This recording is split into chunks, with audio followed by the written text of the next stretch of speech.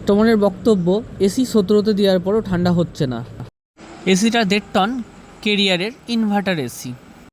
এসিটাতে সব কিছু চেক করার পর আমার কাছে যেইটুকু প্রবলেম পেলাম সেটা হলো কন্ডেন্সার ব্লক থাকার কারণের জন্যই যে গরম বাতাসটা সেটা বের করতে পারছে না, সেই কারণের জন্য কম্প্রেসার টিপ হয়ে যাচ্ছে।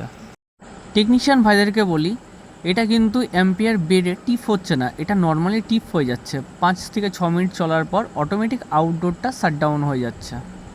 আমি এরকম প্রবলেম অনেকগুলো ইনভার্টার টেকনোলজিতে দেখেছি, যেটা কন্ডেন্সার ব্লক থাকলে কিন্তু কখনোই অ্যাম্পিয়ার বেডে টিপ হয় না, এমনি নর্মালি বন্ধ হয়ে যায়। বিশেষ করে প্রবলেমটা দেখা যায় ইনভার্টার টেকনোলজিতে। নন ইনভার্টারে এরকম প্রবলেম দেখা যায় না। সচরাচর কন্ডেন্সার ব্লক থাকলে নন ইনভার্টারে হাই অ্যাম্পস নিয়ে বন্ধ হয়। এই ঘরে দুটো এসি আছে, একটা 1.5 টন, একটা 2 টন। প্রবলেমটা হয়েছিল 1.5 টনটাই, 2 টন ঠিকই ছিল।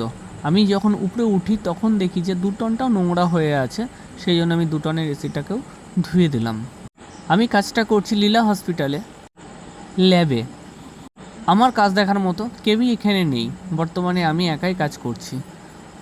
আমি যদি মনে করতাম এসিটাতে গ্যাস দিয়ে মেশিনটা আমি ঠিক করব, আমি কিন্তু করতে পারতাম, সেটা আমি করিনি।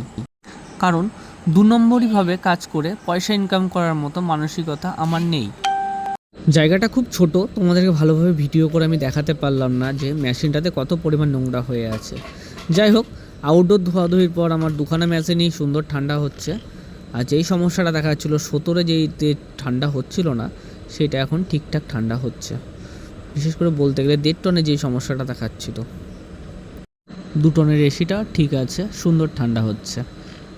ভিডিওটা ভালো লাগলে অবশ্যই লাইক করো তোমরা।